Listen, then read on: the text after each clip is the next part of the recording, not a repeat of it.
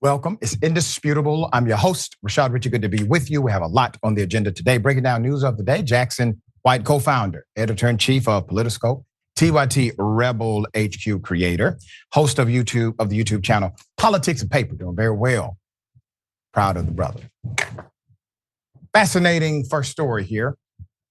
Well, you know, when you're beefing with the man who brought us a reading rainbow, you are on the wrong side of history. Moms for Liberty, ladies and gentlemen, they now have a beef with Mr. LeVar Burton, who brought us one of the most iconic literacy programs in the history of America. Because of this joke, here it is. I had the tremendous honor of serving as Master of Ceremonies for the 70th National Book Awards in 2019. And it genuinely means the world to me to join you all again on this stage to celebrate the importance of literature to our shared culture. Before we get going, are there any moms for liberty in the house? Moms for liberty? No? Good. Then hands will not need to be thrown tonight.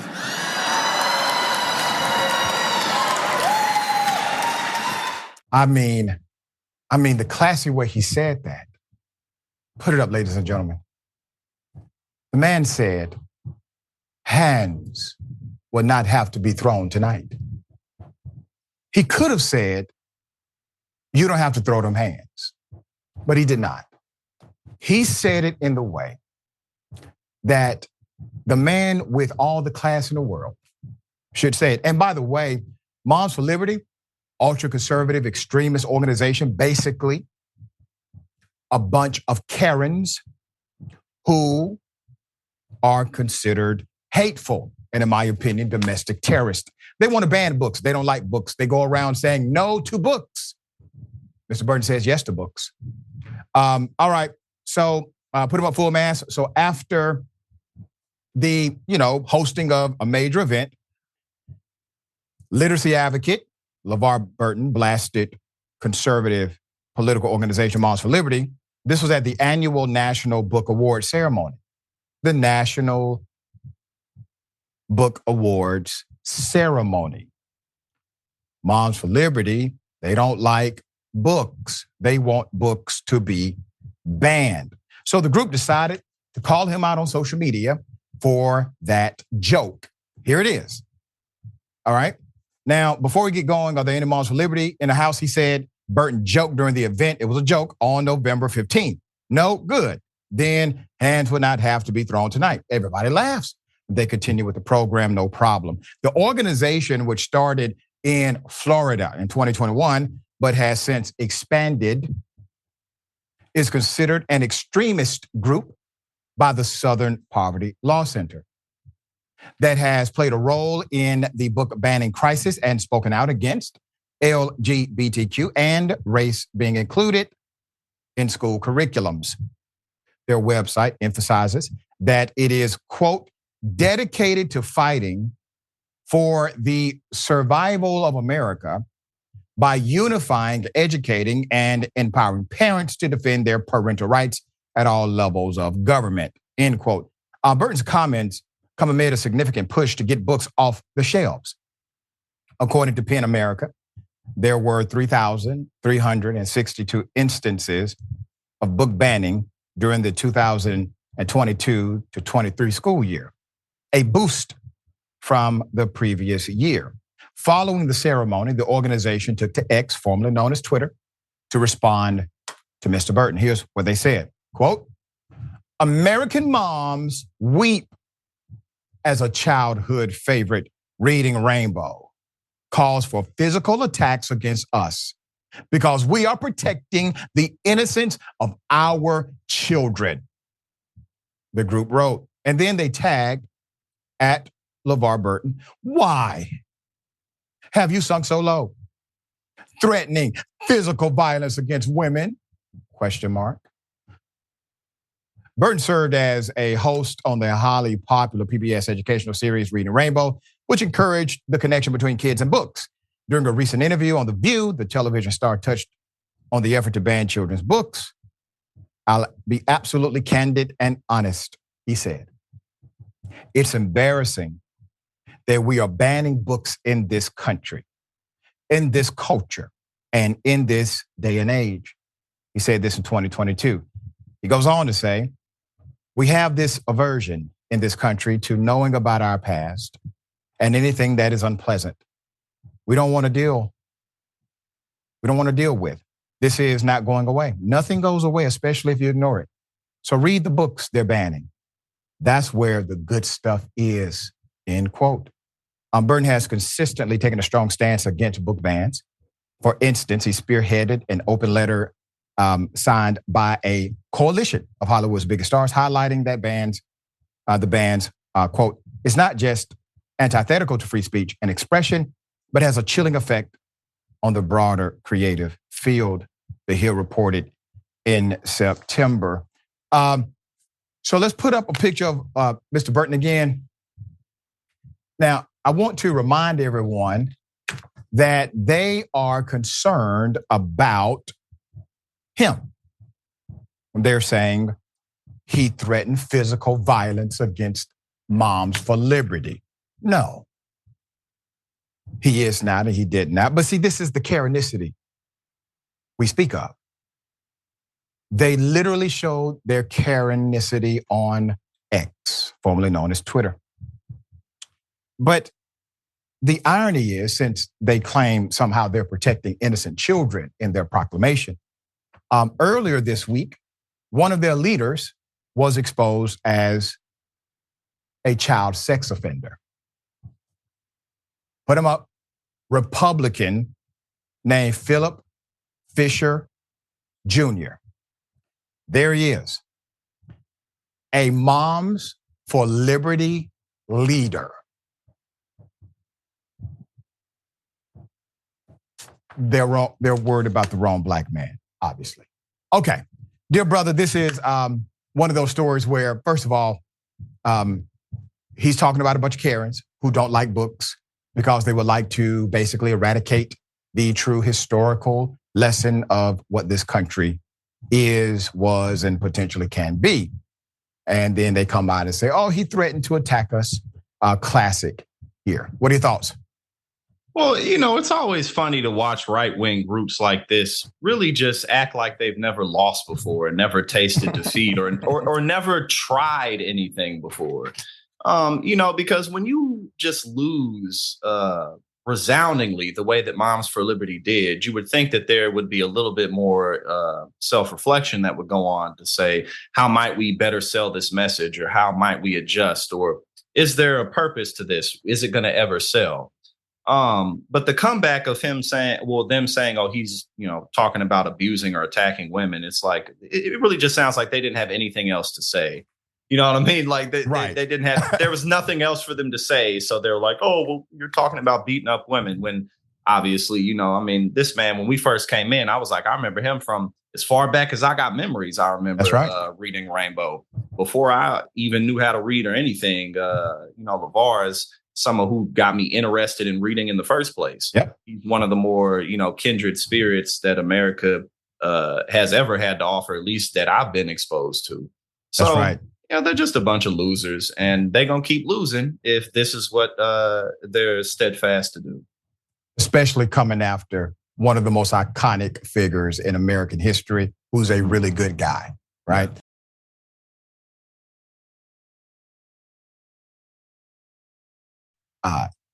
Major orgies were happening at a local Taco Bell. So I just had to get it out. It did put up the Taco Bell full mass here. So Los Angeles County, former Los Angeles area Taco Bell employee is now suing the company and a franchise owner after she claims a Christmas party at the fast food restaurant. We're not talking about somewhere else and they just happen to work there. We're talking about at the actual restaurant, descended into a drunken mess that included open sex.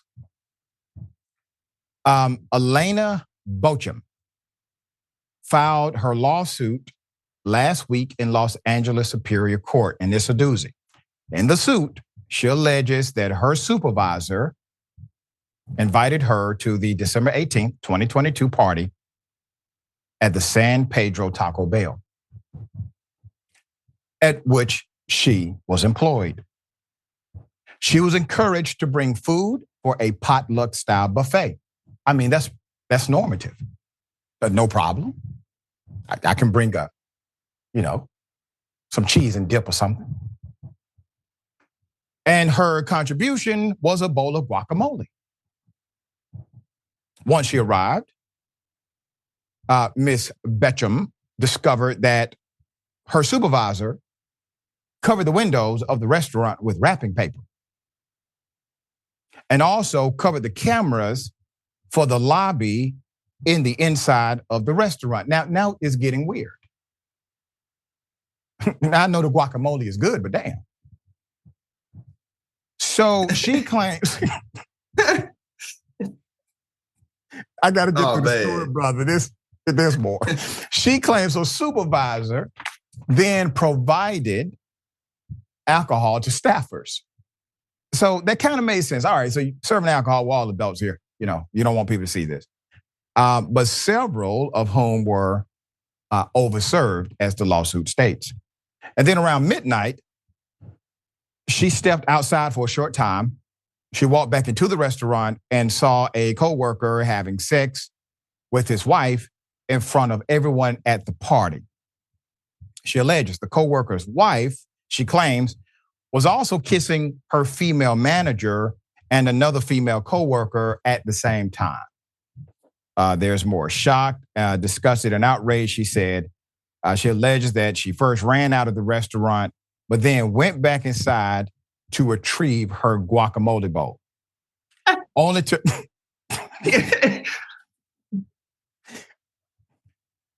Jackson, you're going to have to let me get through this story, brother. I'm going to mute it. Okay, all right. Only to find her manager and the other coworker also involved in the sexual encounter were vomiting.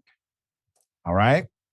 One threw up in the trash while the other vomited in her guacamole. Not because of her guacamole, but just they were intoxicated, according to the lawsuit, according to the complaint. So she says that she reported the incident to Taco Bell Human Resources. Now, you got to understand, HR is wondering, okay, this is a hell of a story. And the Alvarado Restaurant Group, that's your franchise owner, Colorado-based. The manager and other coworkers involved in the sexual encounter were fired, her complaint states. So after their termination, she alleges she was actually threatened and had her car window shattered by someone associated with her former coworkers. Taco Bell and the franchisee, quote, did nothing about these threats and instead told her that they were transferring her to a new location rather than disciplining the employees who threatened her, according to the complaint. So she eventually quit and alleges that she has suffered actual, consequential, and incidental financial losses and that Taco Bell violated anti-discrimination laws, the New York Post reports. KTLA reached out to Taco Bell and the restaurant group for comment. Doesn't look like there has been a comment on record as of yet. All right, listen. I have no issue with what consenting adults choose to do. I would prefer you not to do it at the local Taco Bell because I like to get a chalupa every now and then myself. So obviously that is a violation worthy of complaint. The attack, the physical threatening, and the property damage is what has been alleged in the lawsuit, and that Taco Bell was aware, the group was aware, the franchisee, and they decided to do absolutely nothing about it. And she is claiming, well, this is a protective dynamic that the employee-employer relationship should warrant. Dear brother, so this was the last story I expected to see this morning in the pitch meeting. Yeah, me too, man. I saw it. I was reading it. I had just got back from the salon, you know what I'm saying? Getting done up, you feel me? And I was like, oh. But look, let me say, this literally could not have happened at a more perfect place than Taco Bell. If I would have read it and it said McDonald's or Wendy's or Burger King, it just wouldn't have slapped the same type of way. You know, I don't know what it is. It wouldn't have hit the same type of way. There we go. That's more appropriate. It wouldn't have hit the same type of way. I don't, so it's just this is literally the perfect story and going into Thursday. But my question is, how does management, like upper management, even respond to this? Like, what do you really do? Like, obviously everybody got to go. You know what I'm saying? But just in terms of like public relations, like, how do you make up for this? Like, you just shut the store down. I don't know. I mean, I don't know if they're going to do all of that, but I'm really curious. Usually, and I'm going to answer that question practically. Usually these restaurant franchisee companies, they have multiple restaurants. So they have a rotation team that can kind of come in and help with the skeleton crew until you get your staff back up. Another problematic element, which is alleged in the lawsuit, is that there was an exacting supervisor involved, which creates another element of harassment when you have a supervisor involved in this kind of conduct with and obviously in front of, allegedly, other employees. We will bring you updates. I'm sure updates are coming.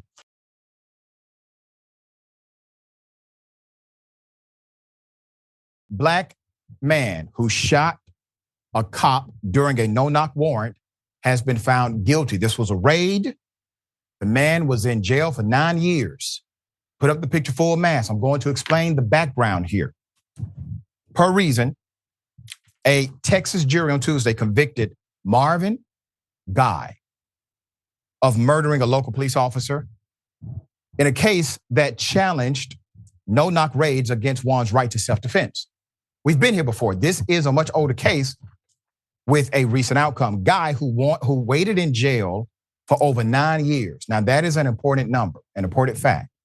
When you have a slam dunk case, a prosecutor does not wait 9 years to prosecute you. Okay, so he was in jail for 9 years before his trial. Alleged he mistook the killing police detective, Charles Dinwiddie, for an intruder. After a SWAT team in 2014 smashed his bedroom window and tried to break into his home with a battering ram at about 5:45 a.m. It was a drug raid, okay?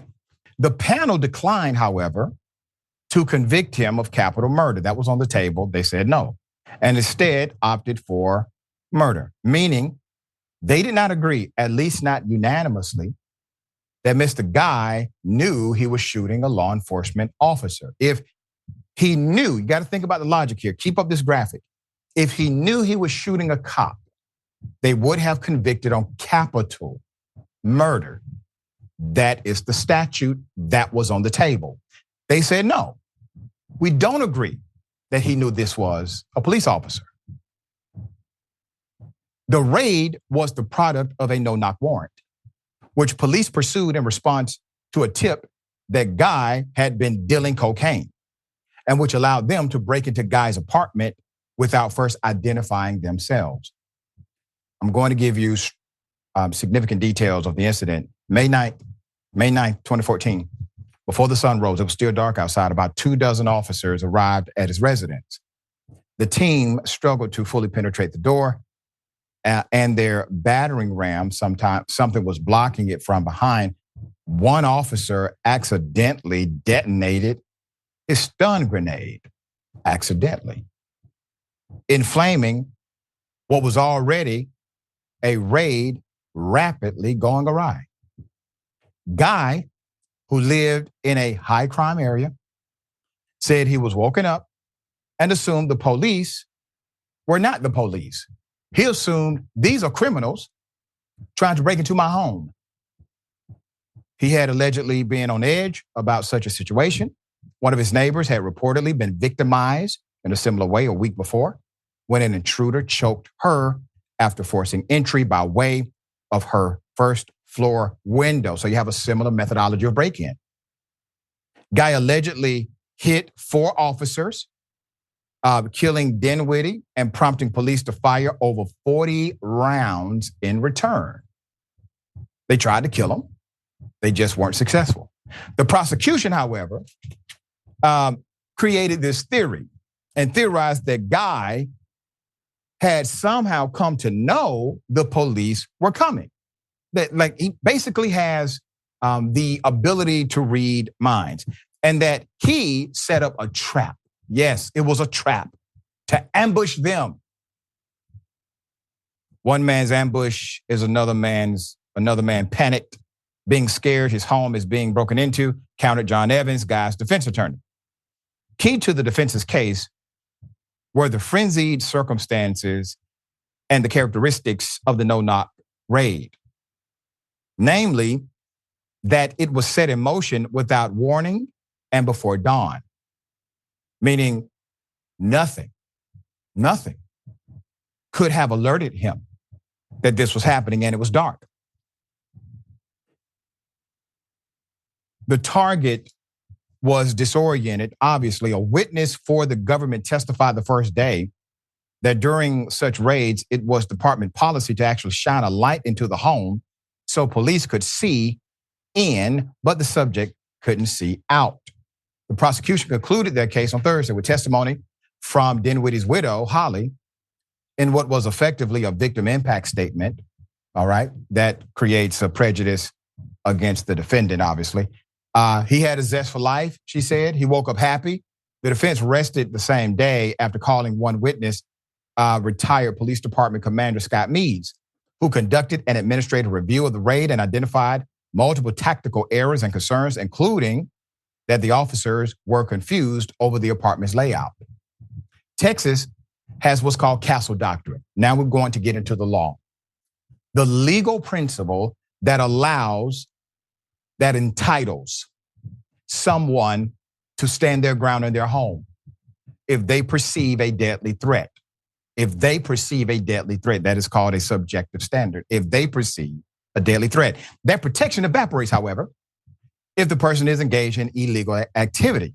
Law enforcement allegedly found traces of white powder on Guy's apartment floor, in his car, and in the trash, though the government never charged him with a drug crime. Wait a minute, if he's a major narcotics dealer and you found residue on the carpet and never charged him with a drug crime, how can we determine he was involved in illegal activity? I'll put up the picture. I want to remind everyone, he's not the first. He's not the first who struggled to reconcile a no-knock warrant raid with the right of self-defense. In 2020, remember, Breonna Taylor was killed during a very similar police raid after her boyfriend, Kenneth Walker, grabbed a firearm and started shooting. He legally owned the firearm. He fired one shot at the police, believing them to be intruders. They charged him with shooting at the police. They charged him with a crime and ultimately dismissed the entire charge because it became a national story. But not everyone's case attracts the attention of the world. Guy, who was held on a $4 million bond and whose trial was delayed multiple times due to his poor health, the COVID-19 pandemic, defense attorneys leaving or being terminated, arguments with the district attorney's office over obtaining evidence. We'll find out his fate next week as sentencing. Prosecutors originally wanted the death penalty, which they agreed to drop last year in order to expedite the almost decade-long pretrial process. Let's have a very authentic conversation about no-knock warrants. Many police chiefs around the world and elected sheriffs will tell you they no longer engage in no-knock warrants because, one, it creates a safety issue for every officer involved. Number two, the reason you would even say yes to a no-knock warrant is to make sure evidence is able to be obtained, meaning if there's drugs, you don't want people having enough time to flush it down the toilet, et cetera. And one sheriff, this was a great conference where the sheriffs were talking about policing. It's really ironic. You have progressive elected sheriffs and you have some who are not. One sheriff said, listen, if a person has enough time to flush every ounce of cocaine that they have in the apartment or the house, if they have enough time to do this in about 10 to 20 seconds, we should not be serving them a no-knock warrant anyway. They have such a small amount. What evidence are we actually going to retain here, right? It's not worth killing people or having officers killed because of it. And now you have a lot of legislation on the table to eliminate this altogether. But Mr. Guy, well, his time was much too soon as far as the no-knock dynamic, and he recently had to face penalty for that, what seemed to be a very normative self-defense dynamic. Mr. Jackson, thoughts here? Yeah, I mean, you'd think unless somebody was like making a terrorist bomb threat or something, there's really not that much of a purpose to do a no-knock warrant and run in somebody's home. And like you pointed out, I mean, if somebody's really got some serious weight or some serious weapons, then they ain't gonna be able to flush it down the toilet. You know what I'm saying? Like, this is just not gonna happen. Right. So most importantly, it's just unsafe for everybody. I mean, how are you going to react, especially if you're asleep and you're in a neighborhood where things like this happen by civilians to other civilians? Like, I mean, you're going to panic. You're going to do your best to defend yourself, especially if you've been sleeping. But I think that it's important for everybody to realize that one of the biggest reasons it's not necessary to do this is because once the feds got you, they got you. You know, so like if they really decide that you have to go down, or they really decide that they collect evidence on you slowly over years, over time. They saw you do this. They saw you do that. They know you talk to. So like, what you really need to run up in somebody's home for if you're not letting them know, like, hey, man, we got you. Sit down and talk to us. So all in all, it's just a recipe for disaster, and there's better ways to go about it, especially when you're talking about an organization that has all the money and the power in the world. Right. And all of the opportunity to engage in a way that's lawful. They could have waited until he woke up, walked out, and said, sir, you're under arrest, and we're going to check your apartment while we have you in the back of this squad car. At least he would not be facing a murder penalty. All right? Yep. Okay, and a cop would be alive. All right, we got more on the other side. Indisputable, stick and stay.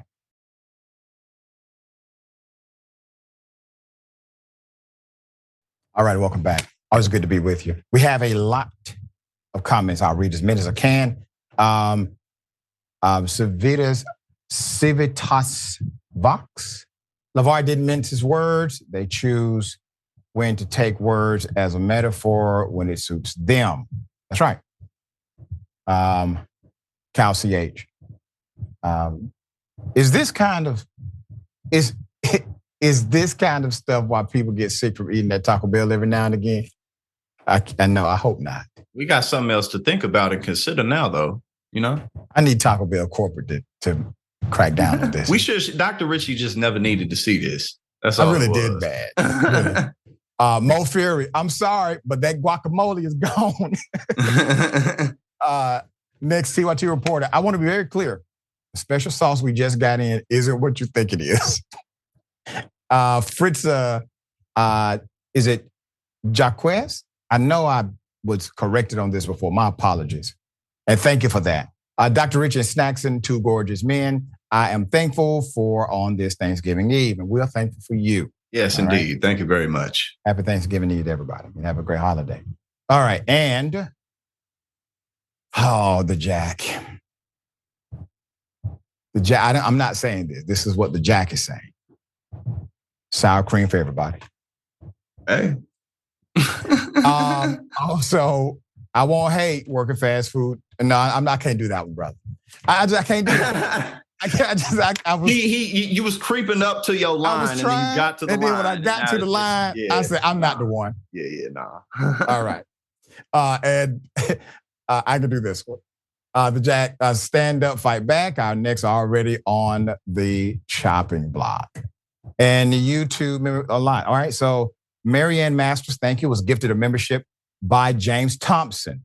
James Thompson also did this for Lydia Mathis, Adam Walker, Jesse, and Vanessa DeFranco. Thank you all for joining, and thank you, James Thompson, for providing the opportunity. All right, I got something for you, ladies and gentlemen. I wish you Karen would. You want to call the police on them for having a barbecue on a Sunday.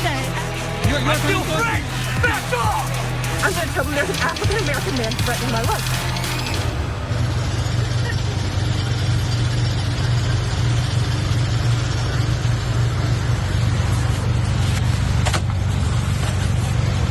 Go. Why is she here? Go.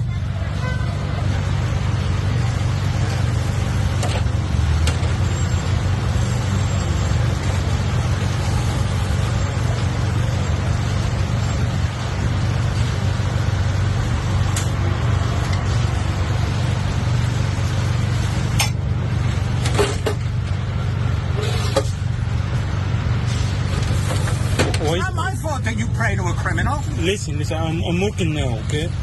Can you leave, please?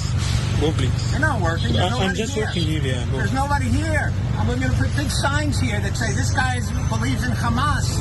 You want to buy something? No, I don't. Okay, why stay here? I won't give you a penny of my money. Listen. Why stay here? What? Do you want to buy something? No. Okay, go.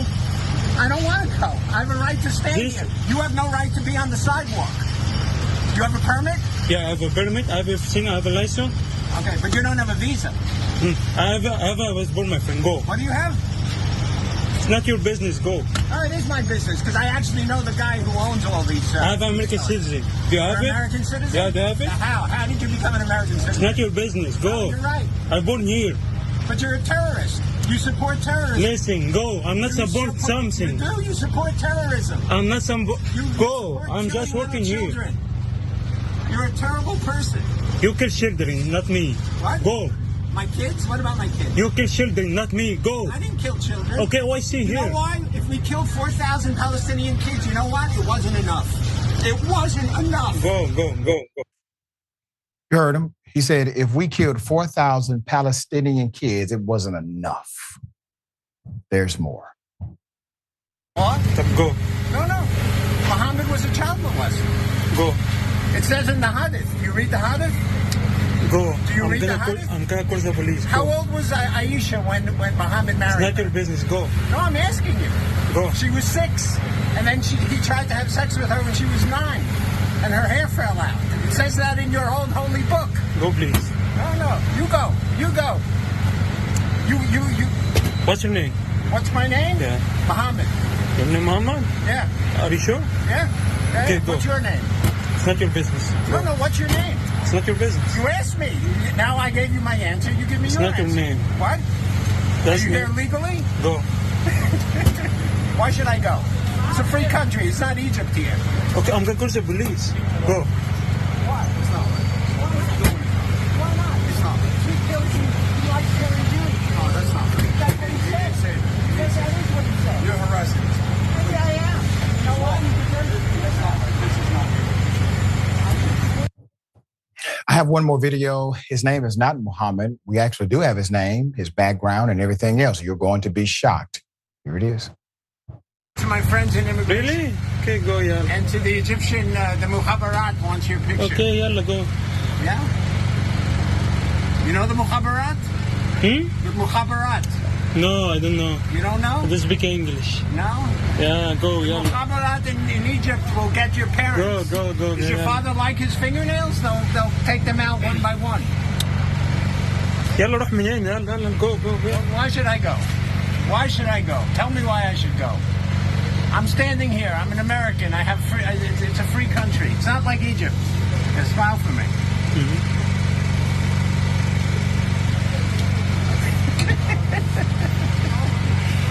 Did you rape your daughter like Muhammad did? Did you rape your daughter like Muhammad? I don't speak English. You only speak English? No speak English, no. You don't speak English? Yes. All right. Well, that just shows how ignorant you are. Because Muhammad was a rapist. It says in the Hadith, in your holy book. Oh, Muhammad. What? Oh, Muhammad. Muhammad, your prophet. You know who he is. My prophet? Yeah. He was a rapist. He raped Aisha. Does it say that in the Hadith or not? You know that? I don't speak English. What? No English. You don't speak English? What do you speak? What do you speak? You speak Arabic? The language of the Quran? The Holy Quran? That some people use as a toilet? What do you think of that? People who use the Quran as a toilet? Does it bother you? Does it bother you? Tell me the truth. I don't speak English. You don't speak English? That's too bad. That's why you're selling food in a food cart. Because you're ignorant. But you should learn English. It'll help you. Of course, when they deport you back to Egypt and the Mukhabarat wants to interview you. Put him up full mass. This man's racism is so extreme and evil. Per Vice News, his name is Stuart Seldowitz. You see, Stuart worked on the National Security Council, South Asia Directorate under President Barack Obama. Was filmed accusing a New York City food truck vendor of being a terrorist and other instances of threats and targeting. Now a lobbying group has cut ties with the ex-advisor, and an NYPD spokesperson said police are aware of the videos and are monitoring the situation. The videos posted on X, formerly Twitter, by Columbia University student show Stuart Seldowitz asking someone off camera, "Did you sexually assault your daughter like Muhammad did?" And saying that killing 4,000 Palestinian children wasn't enough. On Tuesday afternoon, the company Gotham announced on Twitter, X, that it had cut ties with Seldowitz. Quote, Gotham Government Relations has ended all affiliation with Stuart Seldowitz, an individual who has not contributed to our work in years. The video of his actions is vile, racist, and beneath the dignity of the standards we practice at our firm, the statement said. His page has also been removed from the firm's website.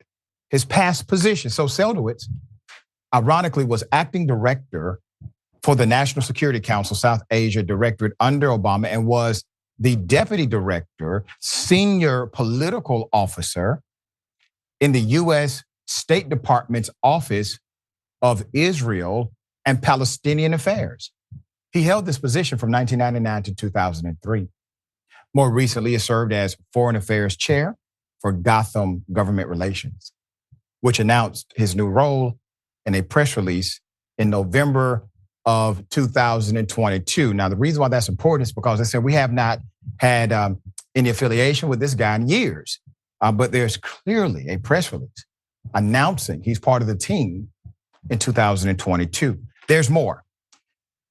Additional remarks, all right, since the start of the conflict in October, Seldowitz was interviewed about the Israel-Hamas war. This was an hour-long podcast. The podcaster is the former chief policy officer of Parler, a free speech, quote unquote, social media network favored by right-wing users for its lack of content moderation. He said Hamas was to blame for any Palestinian civilian deaths and said reports about the poor conditions in Gaza are exaggerated. Quote, the Israelis will and have in the past done almost everything that can reasonably be expected to keep civilian casualties down as low as possible, he said, describing the Israeli Defense Forces as a moral army, end quote. Responsibility for the civilian casualties can squarely be laid at the doorstep of Hamas. Seldowitz also said it's very hard for Americans to relate to Palestinians because their culture, their history, their religion is so different than most of us, end quote. Vice notes as well that Seldowitz is also a senior consultant in humanitarian diplomacy for GDC Inc., a logistics company that services places impacted by war and natural disasters. In a Jerusalem Post article from July, GDC's chief executive officer, Madi Kohana, specifically called out Seldowitz as a key member of the team. On Tuesday, Kohana, an Israeli American, tweeted that he heard about a confrontation involving Seldowitz. Quote, I do not know the specific details of the event, and I and GDC's team condemn such language. Mr. Seldowitz has worked with us in the past and saved thousands of Muslim lives in Afghanistan and Syria. We will await further details, okay? No further details here. You see exactly where his motivations are. You got a glimpse into the parameters of his soul and a person who's in charge of important things like international affairs, policy, conflict that requires authentic and thoughtful approaches, not racist individuals who simply have been promoted by way of their privilege. What is there to think about? The man is racist. How in the hell can he be an arbitrator of justice anywhere? And I need President Obama to say something too. This was one of your guys. I know he worked for other people. I get that. But President Obama has been one of the few voices of nuance, at least recently. Jackson, when I saw this, and I got to tell you, man, when it started, I said, man, that's horrible. That's bad. And then it actually got worse. And then I got sick. I got disgusted by this man. Yeah, that was really difficult to watch. And like you said, the longer it went on, the more it was just, this guy goes beyond racism. He's just, he's a bully and he's sadistic. And he sat there and he really enjoyed it. And he really tried as hard as he could to push those buttons so that he could get some type of a hurtful reaction out of them.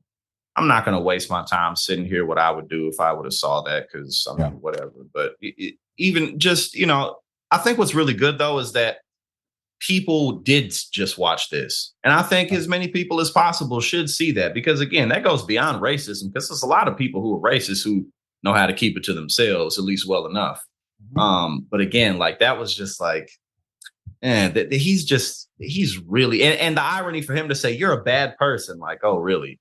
He called the dude that he's berating a bad person, but that was tough to watch. And I hope more people see this, because he's really a piece of you-know-what. Yeah, and you said it, sadistic. That is the word. Looked as if he was enjoying it. And remember, everybody, he knew he was being recorded. He knew he was being recorded, all right? Okay, we'll bring you updates as they develop.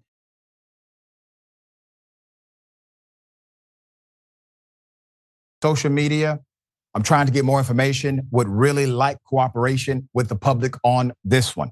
A student accuses a teacher of physical assault. Here's the video. Which one of these teachers hit you? Go point to her. Show me her. Go show me her. Go show me her. No, you can't be videotaping. Which one? Show me which one. Show me which one. Go point to her. That one right there? That's the teacher that hit you? Look, she's walking out. The teacher that hit my son is walking out right now. The teacher that, and all of these people is why. Miss, where you going?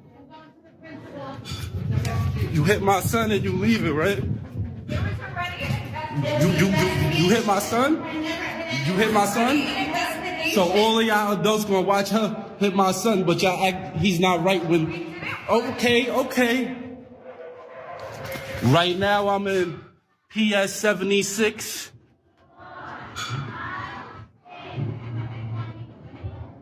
Right now I'm in PS 76 right now.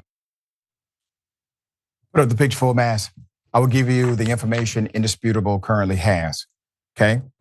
As you saw, a student points to a teacher after the dad says, "Who hit you?" The teacher you saw that he points to decides to basically flee. Users online have speculated that this is at a New York public school. That is not 100% confirmed. That is not 100% confirmed.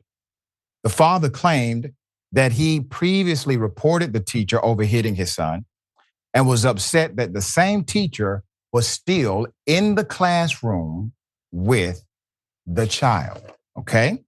Following the video, he would return to the classroom and ask other school workers if they had asked his son about the hitting accusations, and the women claimed they had no knowledge of the accusation, all right? That was later in a video post. Once again, these are the moments where we really do need more information. A student has said something. We saw it in the video. The student said it. We would like to have more information. So if you know this family, if you know individuals in the school system who's willing to talk to me, please make sure they contact us at Indisputable. Jackson, thoughts here? Yeah, I mean, I think definitely, like you said, if there's an opportunity for this family or this school system to discuss this, I think it's important that they take it up. I mean, because just in general, putting your hands on kids in school is quite outdated. So it's not like it's some type of a normal practice that we still have going on. So, yeah, if anybody has information, definitely please send it in. There it is. And even when it was a thing, because a lot of schools in the South did it, parents had to consent to it. It was something you had to literally sign even back then to say, okay, I'm willing to let my child get paddled or something. I know that. Not the same here. All right, we got more on the other side. It's indisputable, stick and stay.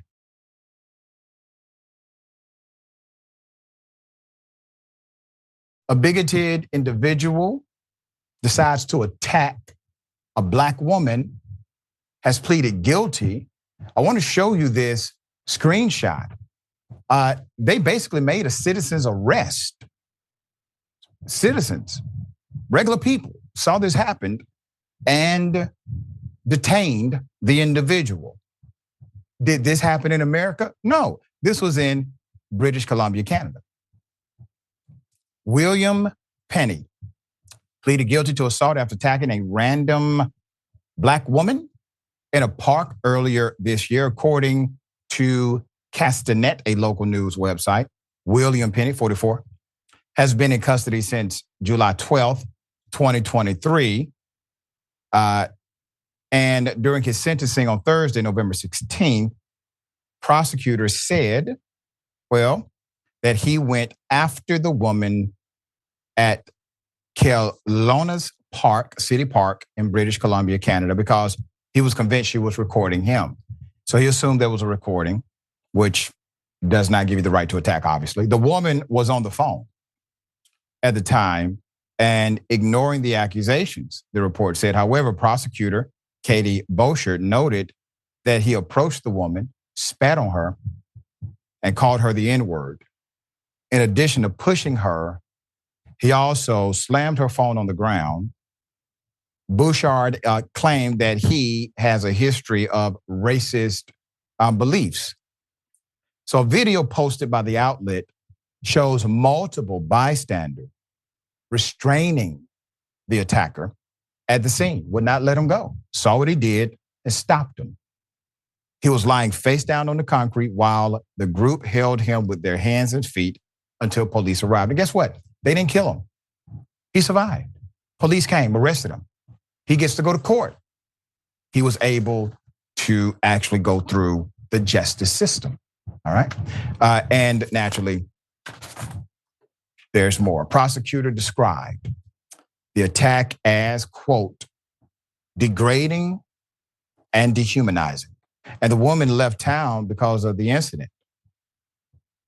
The defense mentioned that the attacker had ongoing battles with mental health,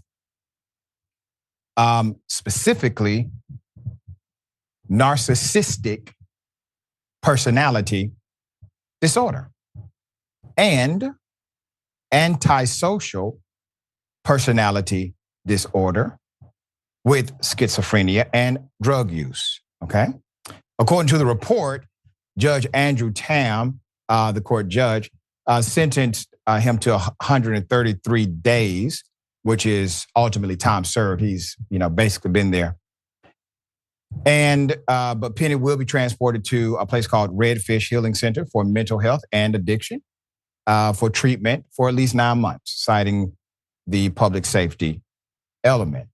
So he has a sentence. He was arrested immediately.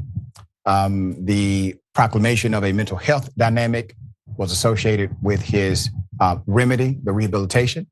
The judge said, okay, we're going to give you these days, but then I'm going to give you an additional 9 months in a mental health treatment facility. Maybe there is an underlying issue with narcotics or schizophrenia or something else. In all, a Black woman gets assaulted. She gets spat upon. Citizens come to her rescue. And they detain the individual. He gets arrested.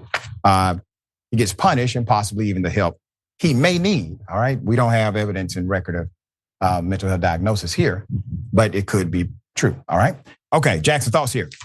Yeah, I think it's definitely good to see citizens coming in and helping her out, helping somebody out who was just being assaulted and dehumanized like that. Yeah. And unfortunately for the town, she ended up leaving because part of that story was that she left town and went somewhere else, which you can't really blame her for.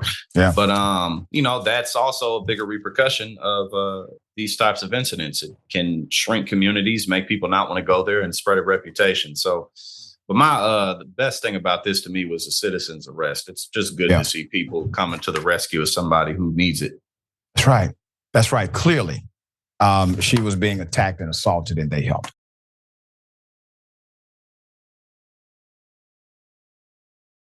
Put him up full mass.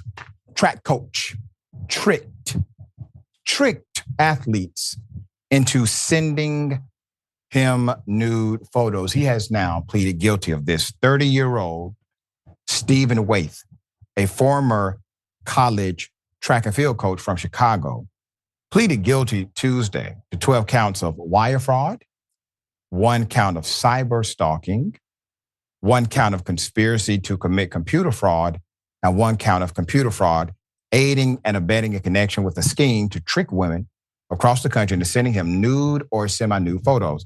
Now, according to prosecutors, Waith previously worked as a track and field coach for multiple institutions, including Northeastern University, Penn State University, Illinois Institute of Technology, University of Tennessee, and Concordia University, Chicago.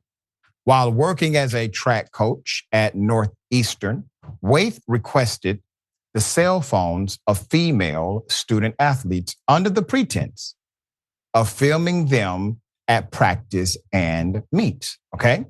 He then covertly sent himself explicit photos of the victims that had previously been saved on their phones. Hell of a violation here. As early as 2020, Waith began perpetrating a scheme to dupe women into sending him nude or semi-nude photos of themselves, specifically by using these anonymous social media accounts to contact prospective victims.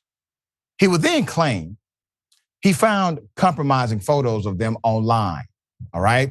And these are the photos he sent himself. He would say, listen, I found these photos online, and this was all part of the manipulation. And then he would offer to help get the photos removed from the internet. Waith also requested additional nude or semi-nude photos from victims so they could purportedly use them for what's called reverse image searches, which is insane. But this is part of his master plan. Additionally, prosecutors said that he used at least 2 female personas. One name was Katie Jovanich, and the other was Catherine Soboda, in an effort to obtain nude or semi-nude photos of women. Under the premise of an athlete research or body development study, Waith would email prospective victims pretending to be Katie or Catherine and describe a phony study for athletes. He then requested information about their height, their weight, their body fat, and diet habits. The emails also requested victims to send photos of themselves in order to track their progress, and recommended that the photos show the women in a uniform or bathing suit to show as much skin as possible. Prosecutors said additionally, the emails often included attachments of sample nude and semi-nude images to illustrate the types of photos that the victims should send. From at least June 2020 to October 2020, Waith also cyberstalked one victim through text messages and direct messages sent from social media, as well as by hacking into her Snapchat account. Additionally, Waith texted and sent nude photos of the victim to the victim's boyfriend, saying, quote, I wanted to make you aware that someone hacked your girlfriend's Snapchat account and will leak it soon. I need your help to assure this does not happen, end quote. Waith continued to send harassing and intimidating messages to the victim and her boyfriend for about 5 months. The messages included explicit photos that Waith had stolen from the victim's phone when she was on the track and field team under his leadership. at Northeastern. In October 2020, Waith conspired with another person to hack into Snapchat accounts and gain access to at least one account and its private My Eyes Only folder that contained nude or semi-nude photos. Waith then provided his co-conspirator with the username and phone numbers of at least 15 women. The two used the information to craft and send text messages saying that they were from the Snapchat support team and requesting security information through which they gained access to at least one account for that con as well. Put up his picture again.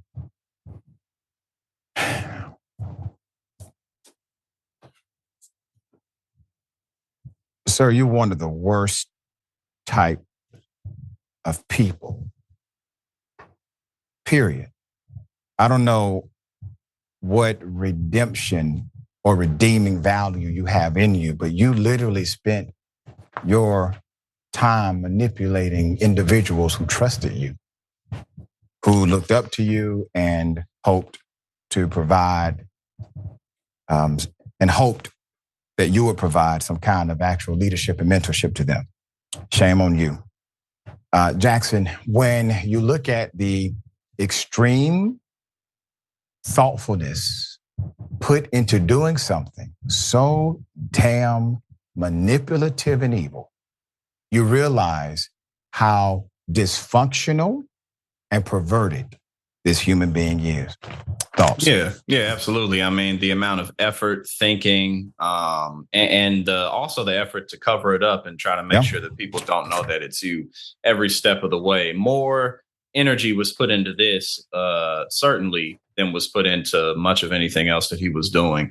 I mean, this guy was, he's sick and weird. This is weird. You know what I mean? And dangerous, though. Very dangerous, and can lead to violence, not just different types of manipulation, possibly putting people's images out or whatever it is. But it's like, this wasn't even attached to some type of a money scheme or something like, hey, I got your pictures, give me some money. Or like, because at least if it was that, I mean, obviously that doesn't make it better, but at least it makes more sense. You know, this is just like you can just look at nude photos online for free. You know what I mean? Like you can get that type of content for free, and you don't have to violate people's privacy, especially not people who are supposed to trust you. And he's only 30, you know, I'm 31. He's my age going down for this. So it's like, that's it for him. This is pretty much done. He's done. And had, when I say a hell of a career, when you look at this guy's resume and the universities that he was able to work in, at 30, man, threw it all away in the, as you would say, it's sadistic, brother. All right, we got more on the other side. It's indisputable. Stick and stay.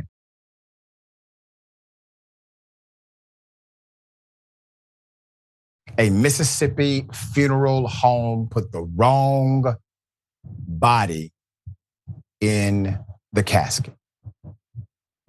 Put it up full mass. Hell of a thing.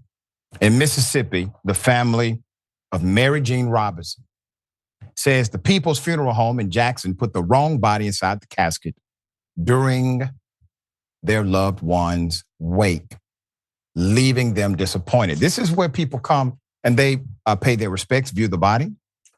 On November 3rd, Georgia Robinson says she and the rest of her family showed up at the wake for their loved one, Mary Jean Robinson. However, that's when Miss Georgia Robinson immediately noticed something was wrong.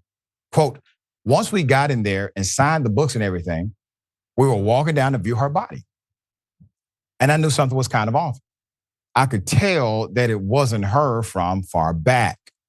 The family says, even more shockingly, that the person lying in the casket was wearing the clothes and the jewelry they bought for their loved one. WLBT has seen the images, but are choosing to not show them out of respect for the other family. No, ma'am, this is not my sister. This is her casket. This is the outfit that we brought her. This is the jewelry that we brought her. And I said, these are her flowers.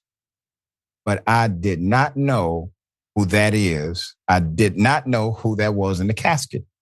That's when she says she demanded to speak with the director of the funeral home, naturally. The family confronted the funeral home employees about the mishap. However, Robinson claimed they gave her a hard time, told them they would have to, that the family would have to, quote, pay for everything all over again. Okay, end quote. According to the report, she got them to purchase new clothes for her sister, but they would not swap the casket. I told him not to put anything on my sister that was on that lady. He put the earrings on her anyway. Robinson said to the news station, I feel terrible just to think if we had a closed casket, we would have ended up burying somebody else's loved one instead of ours. James Stewart, put him up. One of the directors of the funeral home told WLBT News he could not confirm or deny that the mix-up happened, but says the family told him they were pleased with their services. They don't seem pleased to me. I'm going to say this. When you have to put somebody to rest, regardless of your faith background, it's one of the most difficult things in the world. I've had to do that. I've had to do it multiple times.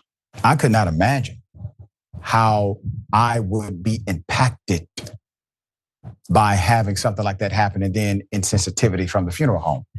So my heart, my thoughts, my prayers, my positive energy goes with the family during their time of grieving, okay? All right, Jackson, thoughts here? Yeah, absolutely. I mean, undoubtedly, something like that would stay with you forever and likely take quite a bit of time for you to get over, if you ever were able to get over it. The anger may subside, but you'd always remember that, you know? So that would just, it's incredibly disappointing, really is not a strong enough word. Yeah. And I would say probably a mistake that is probably rather easy to not make. But right. You know, I guess everything happens eventually, I guess. So I guess it's one of those instances. I mean, just to imagine if they did not have the open casket, which is always an option to close it, they would have buried somebody else's body. Yeah. All right. Brother, always a pleasure having you on the program. Tell people how to follow you. Check out your great work. Absolutely. Always good to be here with you. Check me out at YouTube, youtube.com/@politicsandpaper. We got daily streams. We got daily programs, and we're dedicated to community service and local politics. So it's going well. We're definitely looking forward to being here with you next time. Thank you, my friend. Happy Thanksgiving. Happy holidays to you and the family. You as well. All right. Thank you, sir. We got more. The bullpen is next. Stick and stay.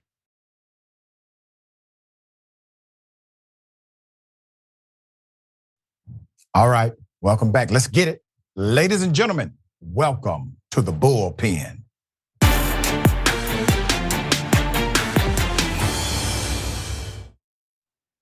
He's back. In the bullpen today, we have Libertarian, former vice presidential candidate in 2020, Mr. Spike Cohen. Spike, good day. Welcome. Thank you for having me on again, Rashad. It's good to see you. Good to see you too, dear brother. Let's talk about, because it's the holidays, I want to talk about this emergence, this connection with major political candidates, presidential and non-presidential. Some toying with the idea and others are directly proclaiming it, that we need to basically abandon the principles of the Constitution, abandon the principle of separation of church and state, and we need to go ahead and declare ourselves to be a fully Christian nation. And naturally, some people are under the impression that we are already a Christian nation. What is your thought about that? What's the libertarian stance on it? Right. So the purpose of the American government under the Constitution is to create statutory limitations for the government in affirmation of our lives, our rights, and our property. It's in the Declaration of Independence. It's in the Constitution. And ironically enough, those proclamations and that Constitution was heavily informed by the Lockean principles of property rights, which were informed by the Christian Enlightenment. So it's very interesting that now there are people saying they want to abandon that for Christianity, when it was actually, at least in the West, it was Christianity that led to the Enlightenment period and the concept of property rights that ultimately led to the creation of the Constitution. You know, you're so correct, dear brother. I know a little history about this. And I want to pose this question. Where do you think it went off kilter? Because literally you had this movement that was led by, and I would say it was still very misguided in some areas, obviously, but they were trying to break away from what we would know as a form of theocratic government or religious rule government in order to expand independent rights. How do you think that transitioned and transformed over time? I think it's just the reality of power, man. I think anytime that you have the creation of a government or a centralization of power, it is always going to, unless we keep constant vigilance, it is always going to creep its way towards greater centralization of power and greater authoritarianism, whether it is a theocratic authoritarianism or fascism or communism or socialism or anything else. It's going to work its way towards that because power exists to feed and create itself. And so, that is why even the founders, Benjamin Franklin amongst them, said, if we aren't constantly vigilant to protect the rights that are affirmed and protected under the Constitution, we're going to end up replacing the British Crown with something far worse. Yeah. Libertarians, and I say this often, I'm progressive enough to where I meet libertarians on the other side of the circle, right? So we actually have some things that we share values-wise in common.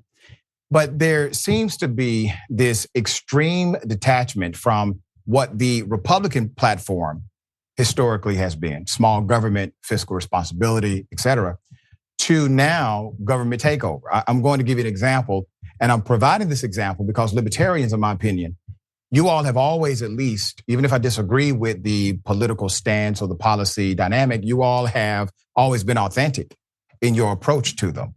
So let's talk about big government, small government. One of the hallmarks of the libertarian movement, libertarian platform, is a smaller government, more independent rights, which is fine. Republicans used to echo the same thing. It used to be part of the actual platform of the Republican National Committee. It is there in word only because you have massive government takeover happening by way of Republican governors and echoed now by presidential candidate hopefuls to enhance those governmental takeovers. What has the libertarian response been to some of this policy rhetoric coming from the Republican ranks? Our response has been to remind Republican voters, who many of whom think they're still voting for smaller government or even rhetoric around smaller government, that the Republican leadership abandoned that a long time ago, or certainly in the last couple of election cycles. I want to remind everyone, Donald Trump spent more money in 4 years than Barack Obama did in 8 years and ran up almost as much debt as he did in his 8 years. And Barack Obama, prior to Trump, easily had the record for both spending and debt. So if there was any semblance of small government in the Republican Party, then it certainly doesn't exist in any real way. And of course, the Democrats, I don't think in certainly in my lifetime have ever claimed to be small government. So we have said, the libertarians have said consistently, if you want a government that is small enough to exist to affirm and protect your lives, rights, and property, and do nothing else, the Republican Party isn't even pretending they want that anymore, and haven't for quite some time. Yeah, but it is interesting to see kind of the about face, because now you have people like Congressman Matt Gaetz talking about being, fiscally responsible again. You have people blasting individuals for their stance on budgets that are passed now, but they challenged Donald Trump. None. The man literally created such a massive debt. Our children and grandchildren and great-grandchildren will have to pay the interest of that. But at a point, they were able to sell the deed to Republican voters. At some point, they sold this as your new form of government. Bigger government is your new form of government. How do you come back from that as a conservative movement altogether? I'm asking this in the context of, while libertarian and Republican are different, you all are considered to be conservatives the same. From a concept of smaller government and fiscal conservative, absolutely. Yeah. I would say if I were a Republican, I would look towards an elected official like Thomas Massie. He's a Republican congressman from Kentucky. He was every bit as vociferous against the overspending and encroaching big government policies when Donald Trump and the Republicans were in charge as he is now that Joe Biden and the Democrats are in charge. And he took a lot of flack for it. They put together a hand-picked primary opponent who he trounced in the primary because he has been consistent in principle. And I would look to the people like the Thomas Massies within the the Republican Party and say, listen, if you want to be a party that actually stands in opposition to the growing authoritarian governments that we're seeing under both Republican and Democrat leadership, you have to look to the libertarian, or at least the small government wing within your party, because otherwise you're just red flavored Democrats. Let me pose this to you. James Comey, former FBI director, said something some months back that I thought was simple but profound. He received a question during this panel discussion about the state of the Republican Party. And before the guy could really finish asking the question, he basically said, what Republican Party? He said, we don't have a Republican Party. There is no Republican Party anymore. All you have is Trump. And I understood his point. His point was everything is basically de-evolved to fit the small personality of Donald Trump rather than the massive dynamics associated with an actual policy platform. Do you believe that's true? Is there truth in what Comey said? I think Donald Trump has done an incredible job of reshaping the Republican Party to exist as, at least for as long as he's involved in it, as his party. I mean, he's fantastic at branding. He's fantastic at reframing the narrative, and he's essentially created a political cult of personality. I would be remiss, since you mentioned James Comey and the FBI, anytime the mention of the FBI comes up, I would be remiss not to mention the fact that the FBI is a domestic terrorist organization that was created illegally for the purpose of squelching political opposition. They killed Martin Luther King. They killed Fred Hampton. They killed Viola Liozzi. The best day to have ended the FBI was the day after it was created, and the second best time is now. You get no complaint from me on the FBI dynamic. We literally just reported on more extreme behavior being exposed by the FBI, and more things are coming out even about J. Edgar Hoover, who somehow is still honored by the FBI. I don't understand that. So you definitely can see the trend that's taking place. And the reason why I brought Comey up is because he's still a Republican. He's a conservative, right? He's a lifelong conservative according to him.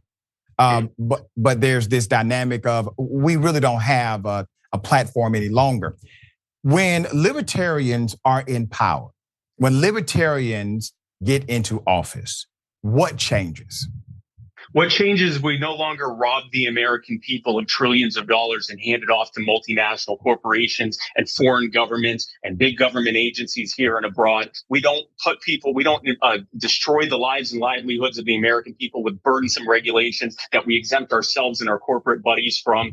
We don't create trillions of dollars in debt in the names of not just Americans now, but future generations that haven't even been born yet. We don't have the Federal Reserve create trillions of dollars out of thin air in order to finance that debt, which leads to the devaluation of our currency and the massive increase to the cost of living that we see every day. In short, we put your life back in your hands because we know that you know how to live your life better than we ever could, and we will stop trying to rob people blind to the political scam that we see today. You know, Spike, you are an authentic individual. Typically, when I have debates or conversations or interviews with libertarians, you all do not gaslight. You believe what you believe. You actually are looking at policy rather than just what somebody said and repeating it because it's a talking point. And with that being said, now I wouldn't vote for you, but I would like to see you run for president. No, I'm just telling you, I wouldn't vote for you, but I would like, listen, and here's why. I'm going to tell you why I would like to see you run for president. Okay. Because there has to be an alternative to the Republican establishment, and I offer it in this spirit. Republicans are so extreme that Democrats can get away with damn near anything and say, who are you going to vote for, that guy? Exactly. Right? So are you looking to possibly put your hat in the ring in the libertarian field? I have not ruled it out, and I will say that no matter who the Libertarian Party picks, it's going to be a far cry better than anything that anyone else is running. And I agree with you, except for the part about not voting for me. But I agree with you with the reality that both parties are able to play this endless good cop, bad cop routine game of saying, oh, if you don't vote for me, you're going to get that guy who I work with every single day to screw That's you right. over, but you're going to get that guy over there. And the thing to remember about good cop, bad cop routines, they're both cops. They're both in on it. It's a scam. So whether it's me or some other libertarian, I would say, I would encourage you to rethink you're not voting for us, because the reality is the scam will continue as long as we allow it to. There you go. There you go. We need more options, obviously, in our political discourse. And I appreciate what you bring to the table, dear brother. Happy holidays to you and the family. And you as well, Rashad. Thank you, man. Thank you, man. All right. Remember, take care of yourself, take care of each other, take care of the planet. Remember, the truth is always indisputable.